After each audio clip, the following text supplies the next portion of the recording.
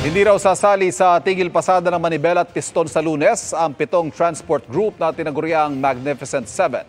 Nanindigan naman sa PUV consolidation ng pamahalaan bagamat inamin nilang may ilang transport cooperative na nalugi na dahil anila sa hindi maayos sa pamahala.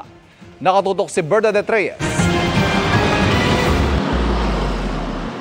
Nasa 78% na raw ng mga pampublikong transportasyon sa bansa ang consolidated na ayon sa Department of Transportation. Kaya tiwala silang hindi raw mapaparalisa ang transportasyon pagsapit ng April 30 deadline para sa PUV franchise consolidation.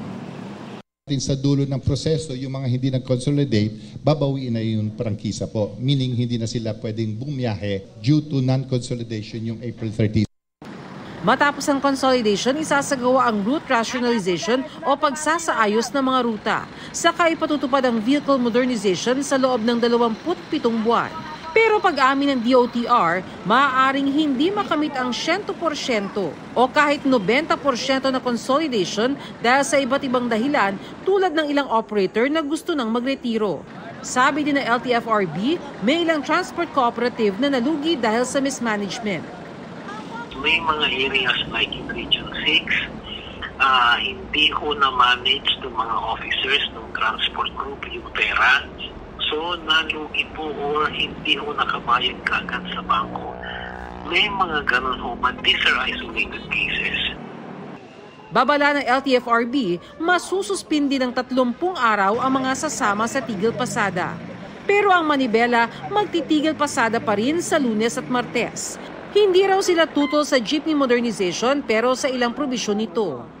Mga tinatanggihan po namin, katulad po ng consolidation at pagkuha po ng mga mahal na unit na galing po ng China. Paano ka magkakaroon ng magandang benepisyo kung baon ka sa utang? Isa si Rolando sa mga makikistrike, kaya maaga siyang pumasada ngayon para makaipon. Magiging arawan ka na lang ron. Eto, sarili mong kayod to. Hindi katulad nung pag sumali kang co-op, magiging arawan ka na lang. Pinag-iisipan naman ni Dennis na sumama sa tigil pasada. Hindi pa rin daw malinaw sa kanya kung paano makikinabang sa PUV modernization.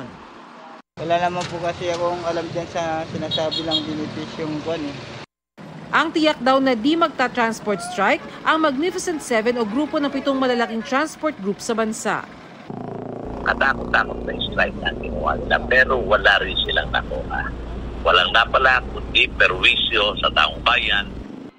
Hindi ka naman pipilitin, mag-modern ka agad eh. Nagbigay pa ang LTFRB ng 27 months sa iyon na 3 taon na kung nahirapan ka mag-modern, makakatakbo ka pa rin. Wala rin daw dapat ipag-alala ang mga pasahero. Nakipag-ugnayan na sila sa MMDA para sa rescue buses. Para masiguro ang kaayusan, nakipag-ugnayan na rin sila sa PNP. Para sa GMA Integrated News, Bernadette Reyes, nakatutok 24 oras. Mga kapuso, patuloy na tumutok sa mga balita. Mag-subscribe sa GMA Integrated News sa YouTube. Sa mga kapuso abroad, samahan niyo kami sa GMA Pinoy TV at www.gmanews.tv.